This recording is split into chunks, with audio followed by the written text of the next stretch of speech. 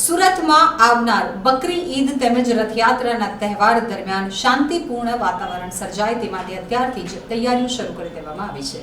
આગામી દિવસોમાં બકરી ઈદ અને રથયાત્રાનો તહેવાર આવી રહ્યો છે, જેને લઈ અને સુરતમાં સાયકલ રેલીનું આયોજન કરવામાં આવ્યું હતું। લાલગેટ પોલીસ સ્ટેશનની હદથી ભાગળ 4 રસ્તા સુધીના રૂટ ઉપર સાયકલ રેલી યોજાઈ હતી તથા શાંતિ સમિતિની બેઠકો યોજવામાં આવી હતી। ડીસીપી ઝોન 3ના નેતૃત્વ હેઠળ સાયકલ રેલી યોજાઈ હતી, જેમાં ઝોન 3ના પોલીસકર્મીઓ જોડાયા હતા। તો બીજી તરફ ઈદની ઉજવણીને લઈ લિંબાયત વિસ્તારમાં શાંતિ સમિતિની બેઠક પણ યોજાઈ હતી, જેમાં એડિશનલ પોલીસ કમિશનર વબાંગ ઝમીન હાજર રહ્યા હતા। તેઓએ હર્ષોલ્લાસ સાથે અને ભાઈચારાની લાગણી અને ભાવના સાથે સૌહાર્દપૂર્ણ વાતાવરણમાં તહેવાર ઉજવાય તે પ્રકારનું માર્ગદર્શન આપ્યું હતું।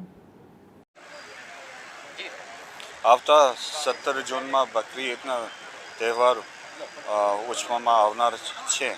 આ અનુસંધાને આજે લિંબાયત પોલીસ સ્ટેશનના વિસ્તારમાં શાંતિ સમિતિના સભ્યો સાથે એક મિટિંગ રાખવામાં આવ્યું અને આ મિટિંગ દરમિયાન પોલીસ કમિશનર સાહેબે જે આ તહેવાર શાંતિ રીતે જળવાઈ રહે તે માટે જે જાહેરનામા બહાર પાડવામાં આવેલ છે, આ જાહેરનામાના અલગ અલગ પ્રકારની જોગવાઈના ડિસ્કસ કરવામાં આવ્યું અને શાંતિ સમિતિના જે સભ્યો છે એમને રિક્વેસ્ટ કરવામાં આવ્યું કે આ જે અલગ અલગ નિયમો જાહેર કરવામાં આવે છે આ છેક સુધી પબ્લિક સુધી પહોંચવામાં આવે અને આ સારી રીતે પાલન કરવામાં આવે અને કોઈ પણ તકલીફ અને કોઈ પણ પ્રશ્ન હોય તો તુરત જ પોલીસને જાણ કરવા માટે પણ એમને સૂચના કરવામાં આવ્યું અને આ મિટિંગમાં મોટા સંખ્યામાં હાજર રહ્યું અને સારી રીતે મિટિંગ પૂરા કરવામાં આવી।